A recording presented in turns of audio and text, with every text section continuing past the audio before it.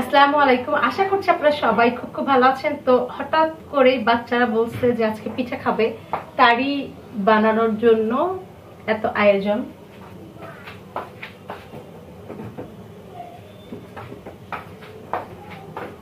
তো এই তো কড়াইটা আমি ভালোভাবে ক্লিন করে নিয়েছি। এটা ভালোভাবে ক্লিন করে নিয়েছি বলতে কি বুঝাইলাম, যে আমি দেখাচ্ছি মানে কিভাবে আমি ক্লিন করেছি। এটা 2-3 বার ভালো করে মেজে গরম পানি 2 বার করে ফেলে দিয়েছি, তারপর এটা ভালোভাবে গরম করে নিয়েছি। এখন আমি তেল দিয়ে দিব।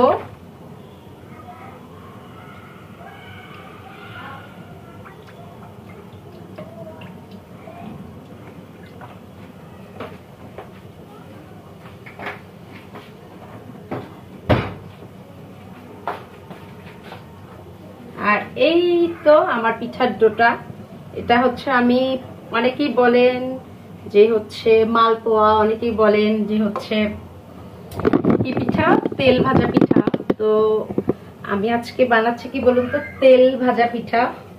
ডুবো তেলে ভেজে দিব। এটা আমি সুন্দরভাবে, আমি আগে কয়েকটা ভিডিওতে বলছিলাম যে আমি কিভাবে পিঠা বানাই, তো এই জন্য ভাবলাম যে কম বেশি আমরা সবাই বানাতে পারি, এই জন্য আজকে দেখাইনি। কিন্তু আপনারা যারা দেখতে চান পারফেক্ট পিঠার রেসিপি, অবশ্যই আমার রেসিপি ফলো করে পিঠা বানাবেন।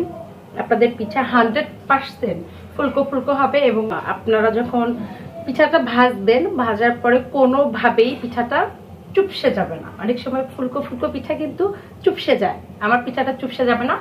দেন এখন আমি আপনাদেরকে রেসিপি বলবো। রেসিপিটা কি বলুন তো? রেসিপিটা হচ্ছে এই যে আমরা যে চাল দিয়ে পিঠা বানানোর গুঁড়ি তৈরি করি, ওই চালের গুঁড়িটা নিব আমরা 2 কাপ বা 3 কাপ পরিমাপে, যেটাই নেই না কেন, 2 কাপ 4 কাপ, তার অর্ধেক।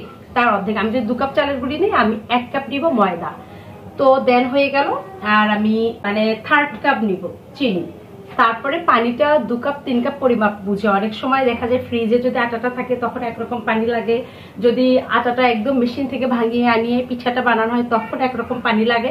তো এভাবেই আমরা একদম সুন্দরভাবে মাখো মাখো মাখো মাখো করে এটা একদম একটা পারফেক্ট ডো বানিয়ে নিব। তারপরে এটা আমরা ডুবো তেলে ফ্রাই করে নিব। তো লেটস গো স্টার্ট। ভেজে নেওয়ার পালা এবার। চলুন কেমন হয়, বিসমিল্লাহ। ইম্পর্টেন্ট টিপস হচ্ছে পিঠার ব্যাটারটাকে যত ফেটবেন তত পিঠাটা খেতে ইয়াম্মি হবে। তো চলুন, আমি তো ক্যামেরাটা আমার দিকে না রেখে আমার পিঠাদের দিকে তাকিয়ে দেখুন কেমন হয় পিঠাগুলো, নাকি আপনি শুধু গল্পই করছি। তো এবার দিয়ে দিব। তেলটা চেক করে নিব যে তেলটা হয়েছে কিনা। প্রথমে আমরা তেলটা চেক করব কিভাবে, এটা দেখে নিন। এই দেখতেই পাচ্ছেন আমি দিয়ে দিলাম। তো দেখতে পাচ্ছেন আমি দেওয়া মাত্রই কিন্তু এই যে আটার ডোর যে ব্যাটার থেকে একটু দিলাম আমি আঙ্গুল দিয়ে, এটা কিন্তু উপরে উঠে চলে আসছে। তার মানে পিঠার জন্য যে তেলটা আমি দিয়েছি কড়াইয়ে, সেই তেলটা পুরোপুরি রেডি পিঠা ভাজার জন্য। আপনারা চাইলে ডোটা এভাবে রেখেও দিতে পারেন 2-4-5 দিন নর্মাল ফ্রিজে, যখন যখন মন চাইবে গরম গরম পিঠা বানিয়ে খাবেন। গরম পিঠা খেতেই ভালো লাগে। তো পিঠাটা হয়ে গিয়েছে, আমি এখন নামিয়ে নিব।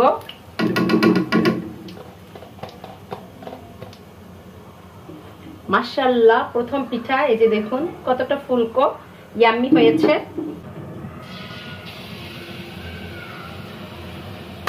বাচ্চারা যখন পিঠা খায় দেখেই শান্তি।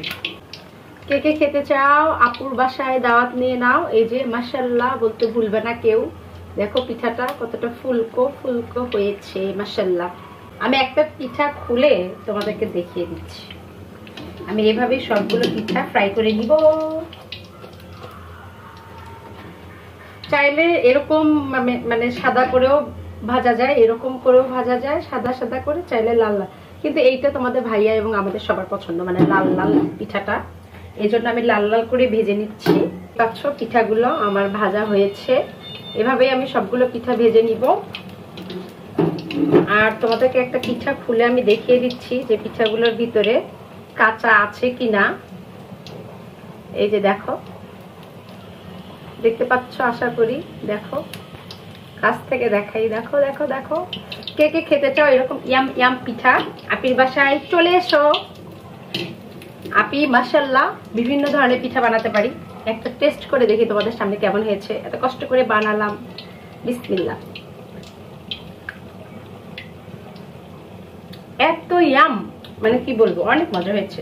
তো আজকের মতো এখানে বিদায় নিয়ে নিবো। সবাই ভালো থাকো, যে যেখান থেকে ভিডিওটি দেখো না করো, লাইক কমেন্ট শেয়ার, পাশে থাকবে। আল্লাহ হাফেজ, টাটা।